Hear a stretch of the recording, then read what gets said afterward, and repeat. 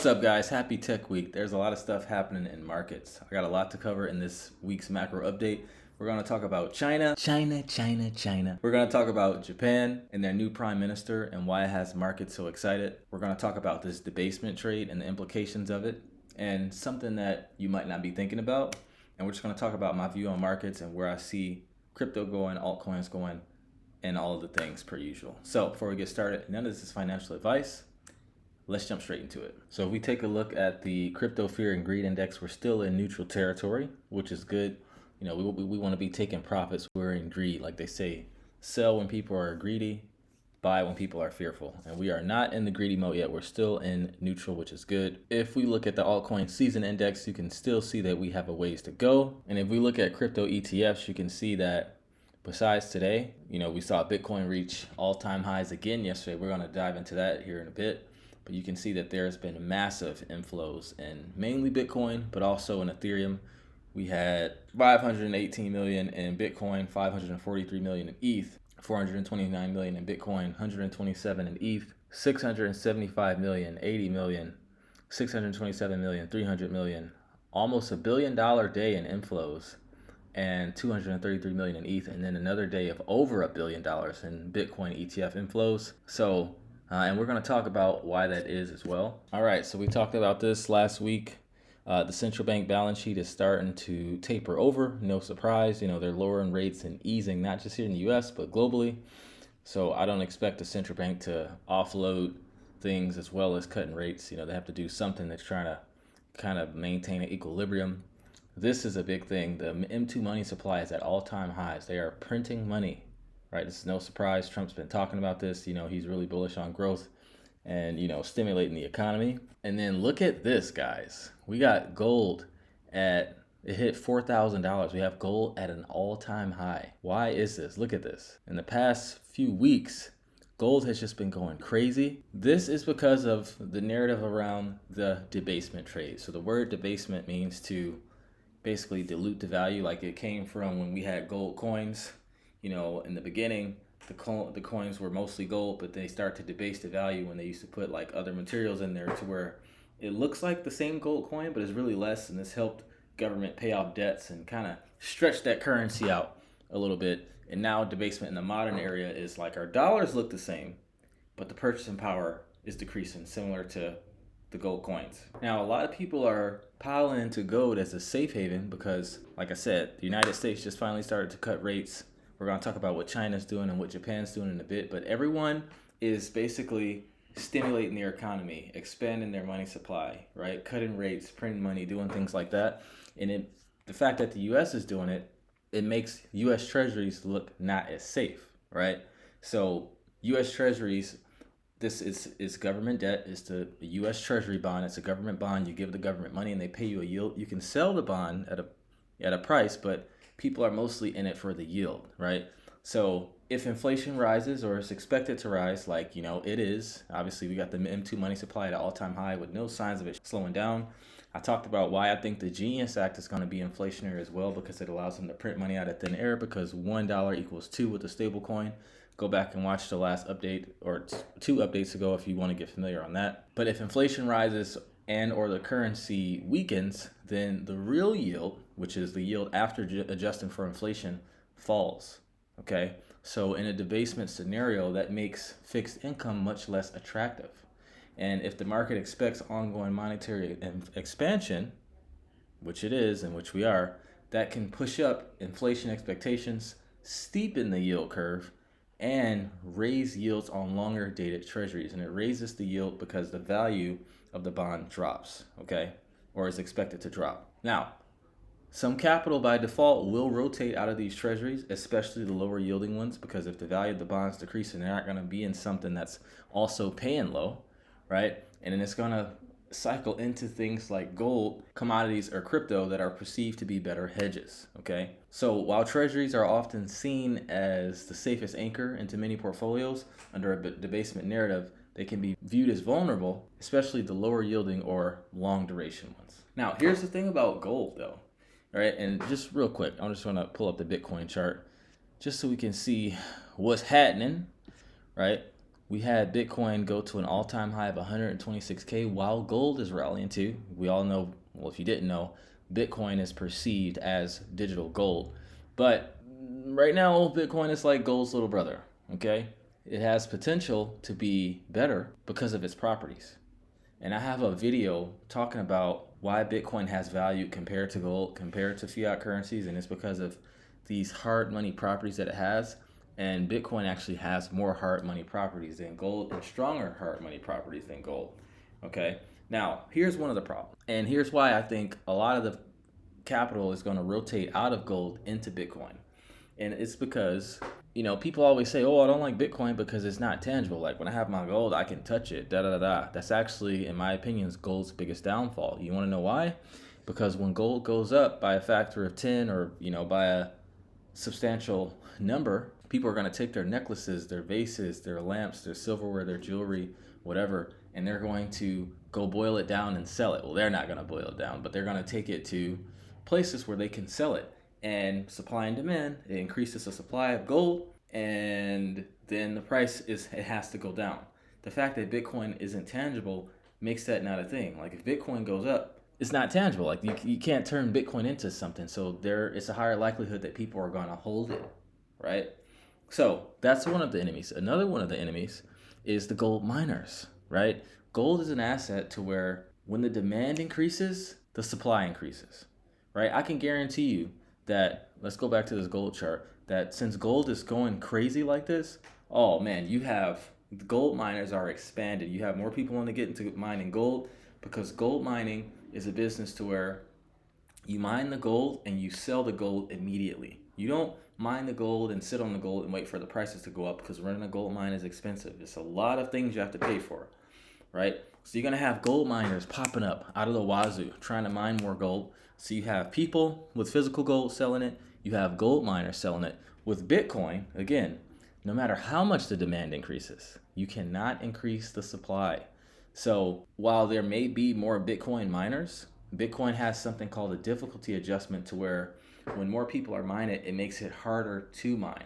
It would make it a good analogy for gold mining is if if the price of gold went up and more people started to mine gold, somehow the gold will get deeper into the ground and harder to find and more expensive. That's what it's like with Bitcoin.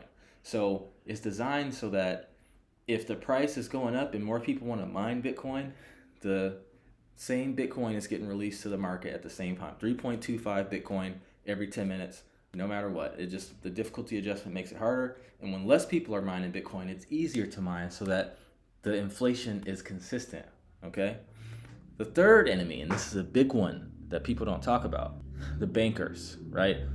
There is no way to sync up all of the physical gold in vaults and in banks and the paper gold derivatives. There's no way to sync all that stuff up into some underlying mobile payment network or some digital network to where you can keep track of all of the gold.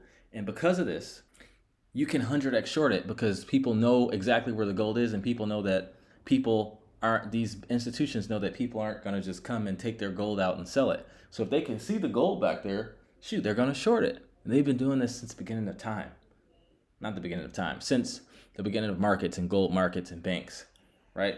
With Bitcoin, you can do that at your own peril, but it's not something to where it's hard to custody. The whole reason why that's the thing is because people custody gold because they don't want to break in the house and steal it. Is heavy and hard to transport, etc. So you can sync up all of the Bitcoin in the world and have it synchronized with integrity under all of the underlying applications, so you can keep track of everything, and it has a block explorer so you can see everything.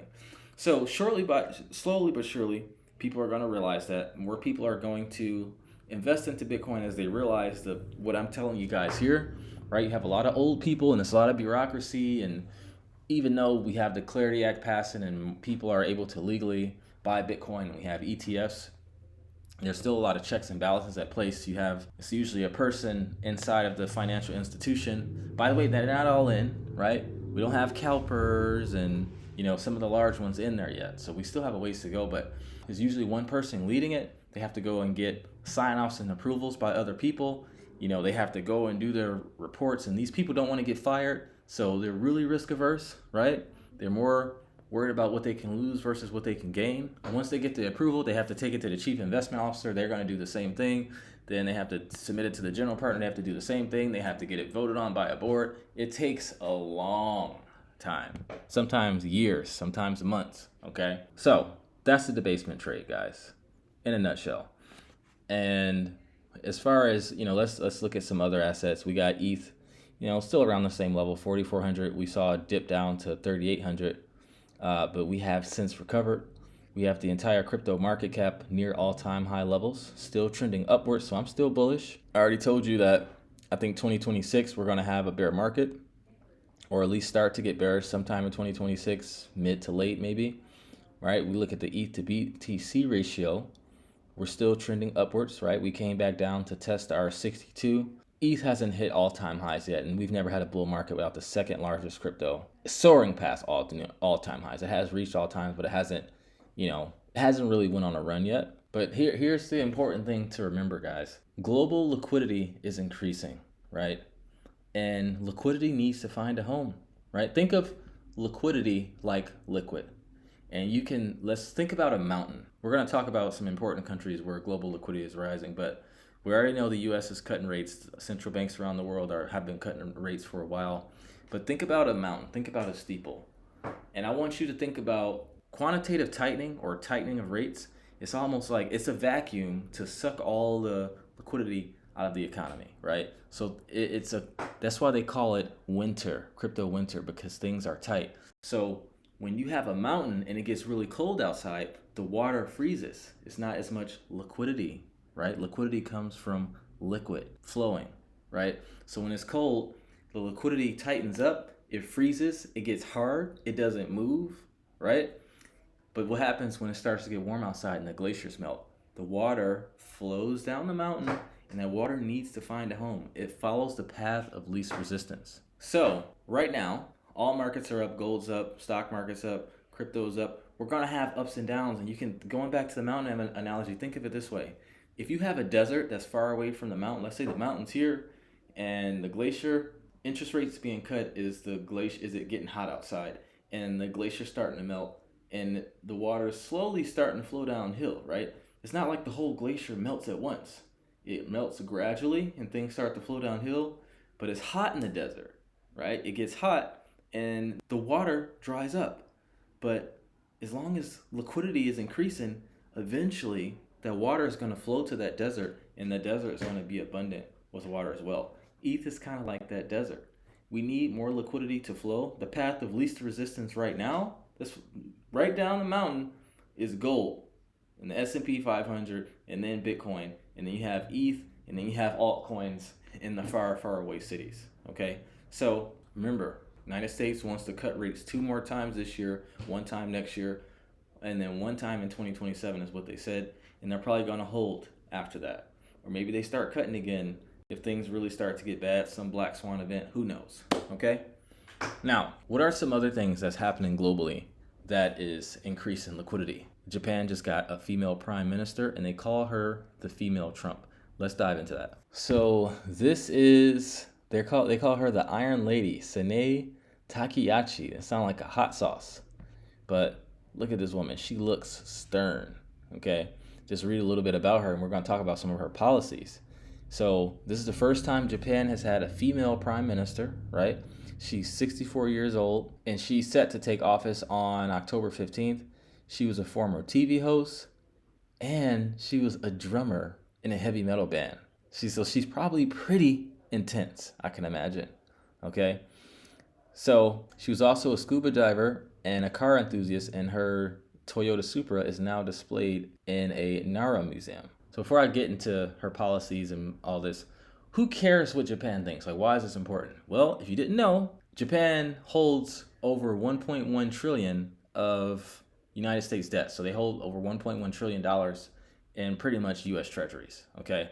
So they're actually the largest foreign holder of U.S. treasury securities and more than 3% of the United States' total national debt. So they have a big stake at the table when it comes to holding our debt. So what they do matters, because if they sell all of it, it can have some major negative effects on our currency. But they're not going to do that because the United States is the world reserve currency. It's the petrodollar. Is used for a lot of things. There's certain things globally that you have to transact in the dollar. And so people always want to have a reserve in the dollar because it's stronger than other currencies and it has a utility. Okay. So what's up with this lady? So she has, and why are they calling her the female Trump? So she has pro-stimulus expectations.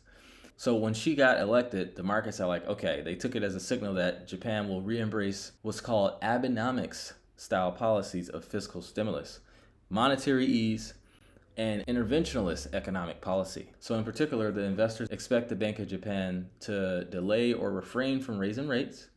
And the yen has already weakened sharply because of this. So in short, this means they're expecting aggressive government spending, loose monetary policy, and this equals more liquidity, more risk appetite, more optimism for growth, at least in the near term. And then also she talked about crisis management investing in sectors like AI, semiconductors, defense, and biotech.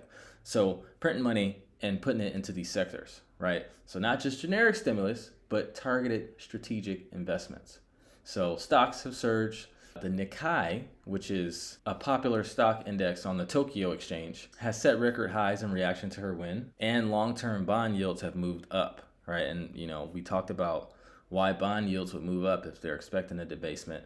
It's kind of the same thing in what's happening here. So it reflects the market concern about fiscal expansion and increased government borrowing. So in effect, markets see her as a pro-growth, stimulus-friendly leader who may tilt policy in favor of risk assets. And guys, you got to keep in mind, Japan is the one who created negative interest rates and yield curve control. So they be instrumenting the heck out of their economy, okay? So I wouldn't be surprised if they did just like some crazy stuff. And then on top of that, you have China doing their own version of easing as well, cutting rates, printing money. So it's like, guys, going back to the mountain analogy, you have mountains all around the world that went from frozen glaciers to now it's getting hot and all the liquidity is melting down the mountain, right? And you have Bitcoin and altcoins and gold and stocks, all this stuff at the bottom.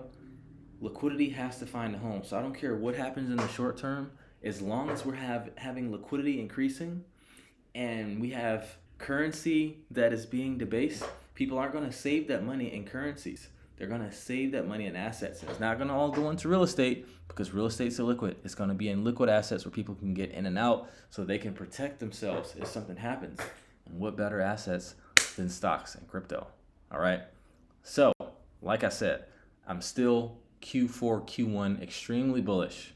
Okay. Still think we're going to see ETH hit 10K by Q2 of next year, possibly sooner, probably Q1. And I'm still expecting a major blow off top altcoin season. And the stuff I'm seeing is just confirming it. All right. So with that, I'd like to conclude this video. Hopefully you got value. If you did, like, comment, subscribe, share with a friend. But with that, thank you so much for watching. I love every single one of you who tuned in. And I will see you next week for the next macro update. Happy Tech Week. Trade safe. Until next time.